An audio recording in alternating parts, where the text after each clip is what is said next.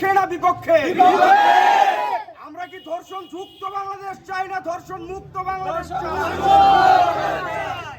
আজকে আমি ধর্ষণের বিরুদ্ধে কথা বলে সন্ধ্যার পর রাস্তা দিয়ে হাঁটতে গেলে আমার জীবনের ঝুঁকি থাকে, কিন্তু যে ধর্ষণ ব্লাডি মাদারফাকার ও রাস্তা দিয়ে বুক ফুলিয়ে হাঁটে। আমার সোনার বাংলায় ধর্ষকের ঠাঁই নাই। কথাটি বলতে বলতে গাইতে গাইতে এই গলার টিউন আজ ধ্বংস হয়ে গেছে। কথা বলতে কষ্ট হয়, কথা বলতে পারি না। এই শব্দটা সবচেয়ে উইয়ার্ড সাউন্ড যে বাংলাদেশে ধর্ষকের ঠাঁই নাই।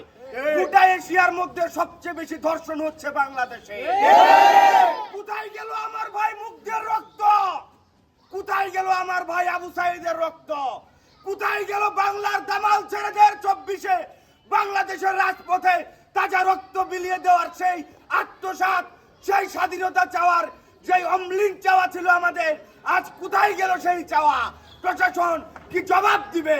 এই গভর্নমেন্ট কি জবাব দিবে আমাদের কাছে? মাত্র রামিসার হত্যা এবং ধর্ষণের বিচার চাইলাম। আমাদের প্রাইম মিনিস্টার অতি দ্রুত এটাকে সমাধান করেছে, বিচার জমিয়েছে, বিচারের রায় দিয়েছে। রামিসার পর মনিকা আজকে আমার নরসিংদীতে ধর্ষণের শিকার। নরসিংদীতে গত 6 মাসে মিনিমাম 10টা ধর্ষণ হয়েছে। যার ক্ষমতা আছে সে বিচার পাচ্ছে, যার ক্ষমতা নাই সে কারোর সামনে দাঁড়ায় কথাও বলতে পারে না। এই আপনাদের কাছে প্রশ্ন করছি, পৃথিবীর কোন সংবিধানে রয়েছে ধর্ষণের বিচার সালিশে হবে? আপনি কোন চ্যাটের বল? আপনাকে এই অধিকার কে দিয়েছে? বিচার সালিশের মধ্যে করেন। আপনাকে বলছি, আপনি ধর্ষণে যে সালিশটা করলেন, 5 লক্ষ টাকা 2 লক্ষ টাকা জরিমানা করলেন, আপনার মেয়েরে নিয়ে দেন ধর্ষণ করতে, জরিমানার টাকা আমরা দিব। এইভাবে চলে না, সিস্টেম এইভাবে আগাতে পারে না। ভাই একটা কিবরিয়া বুক ফুলায়া কথা বলি, আমার অনেক সহযোদ্ধারা রয়েছে নরসিংদীতে যারা বৈষম্য ছাত্র আন্দোলনে যুক্ত ছিল, তারা যথেষ্ট পরিমাণ ভালোবাসা দিয়ে আমাকে আগলায় রাখছে। এই পর্যন্ত আমার উপরে বিগত 2 মাসে 6টার উপরে হামলা হয়েছে। 5 ফুট 3 ইঞ্চি আমার, 5 ফুট 4 ইঞ্চি আমার হাইট, যেইটুকু আছে পুরোটাই কলিজা। মাইরা ধরবেন, কাফনের কাপড়ের টাকা অল টাইম পকেটে থাকে। আমার বাংলায় এগুলো চলবে না। 64 জেলার গ্যারান্টি দিতে পারি না। আমার এই কবি শামসুর রহমানের ভূমিতে, বীর শ্রেষ্ঠ মতিউর রহমানের ভূমিতে যদি কোনো দর্শক আমাদের সামনে পড়ে আপনারা স্টেপ না নিতে পারলে আমাদেরকে বলবেন। আমাদের পরবর্তী স্টেপ কোনো ধর্ষকের বিরুদ্ধে হবে না। আমাদের পরবর্তী স্টেপ হবে যারা গ্রামীণ সালিশে ধর্ষণের বিচার করেন তাদের বিরুদ্ধে। আমাদের এই দামাল ছেলেদের মাঠে নামতে বাধ্য করায়েন না। আমার জন্মের পর থেকে নিয়ে এখন পর্যন্ত আমি একজন পুরুষ প্রধানমন্ত্রী পেয়েছি। আমি আপনার কাছে জোর দাবি করছি, আপনি এই দেশকে সংস্কার করেন। আমরা যেটা জানতাম 3 জন নারীর মেধা, 1 জন পুরুষের মেধা সেম সেম। তার মানে যারা রাষ্ট্র চালায় গেছে তাদের ব্যর্থতা ছিল তারা নারী। আমি নারী বিদ্রোহী কথা বলছি না, নারী বিদ্বেষী কথা বলছি না। যেটা সায়েন্স বলে, যেটা আমার ধর্ম বলে, আমি সেটার পক্ষে কথা বলছি। আমাদের prime minister mister Tarique Rahman sir, আপনার দৃষ্টি আকর্ষণ করে বলছি, আমাদের এই মনিকা ধর্ষণের সাথে 12 বছরের একটা মেয়ে মাদ্রাসায় পড়ে তাকে জোর করে ধরে নিয়ে ধর্ষণ করা হয়েছে। তার পক্ষ নিয়ে এই একটা মিডিয়া ব্যতীত কোনো মিডিয়া এখানে উপস্থিত নাই। লজ্জার ব্যাপার এটা আমাদের জন্য। নিউজ চ্যানেল আগে জানতাম রাষ্ট্রের সাধারণ মানুষের হকের পক্ষে কথা বলে, কিন্তু আজকে প্রমাণিত হয়ে গেল নিউজ চ্যানেল কথা বলে যারা ক্ষমতাশীল মানুষ তাদের পক্ষে।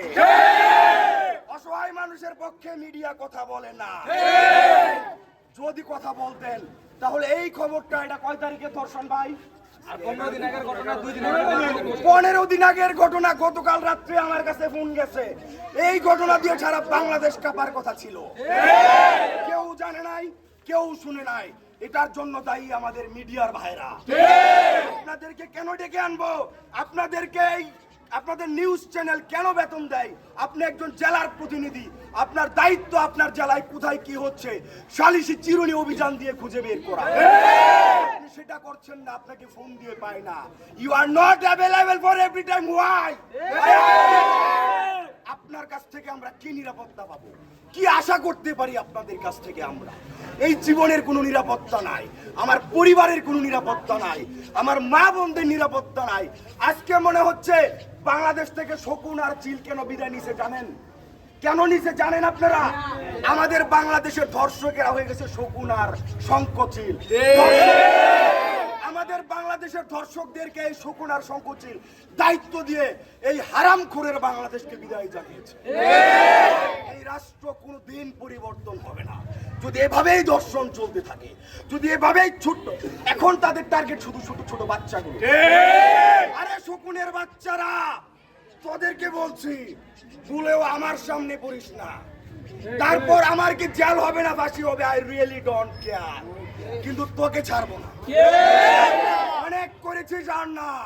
প্রশাসনের কাছে একটা রিকোয়েস্ট করছি, আপনারা চাইলেই সম্ভব, আর আপনারা যদি না পারেন আমাদের হাতে তুলে দেন। আমরা পারবো, আমরা এটা অবশ্যই পারবো। লাস্ট একটা মেসেজ থাকবে। আমি শুনেছিলাম ৭১-এর সংগ্রামের আগে আমাদের মা বোনদের উপরে পাকিস্তানি হানাদার বাহিনীরা প্রকাশ্যে নির্যাতন করত, তখন আমরা ছিলাম অনিরাপদ। আজকে আমরা স্বাধীন বাংলাদেশের নাগরিক। আজকে আমার দেশে এই যে ছোট ছোট বাচ্চাগুলোকে টার্গেট করে ধর্ষণ করা হচ্ছে। আমার মা সন্ধ্যার পরে রাস্তায় বেরোতে পারে না, গার্মেন্টসে যেতে পারে না, আমার বোন স্কুলে যেতে পারে না। তাহলে এটা কোন স্বাধীন বাংলাদেশ হলো?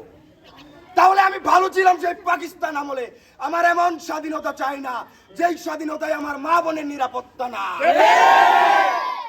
আজ থেকে আমি বলবো পার্সোনালি, আমার কাছে এই বাংলাদেশের নাম স্বাধীন বাংলাদেশ না, এই বাংলাদেশের নাম হলো ধর্ষণের বাংলাদেশ।